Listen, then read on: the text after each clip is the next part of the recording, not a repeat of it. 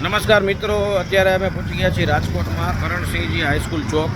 જેવો તમને પાછળ બતાવું, કરણસિંહજી હાઈસ્કૂલ ચોક. સાંગવડા ચોક બાજુથી વાહન આવતા હોય એમને પોલીસ રોકી અને કાયદેસરની કાર્યવાહી કરે છે. વનવેમાં જે ખોટી રીતે આવે છે અને અવારનવાર વનવેમાં આવવાને લીધે એક્સિડન્ટના કે કાયદો ભંગ થતો હોય છે, એના માટે પોલીસ કાર્યવાહી કરતી હોય છે. કાયદાના ભાગરૂપે અને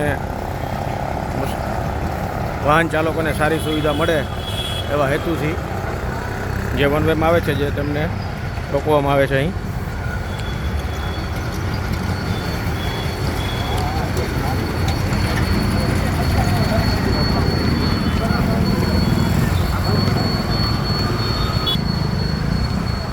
તેમની પાસે લાયસન્સ, પીયુસી તેમજ અન્ય ડોક્યુમેન્ટ ચેક કરવામાં આવે છે.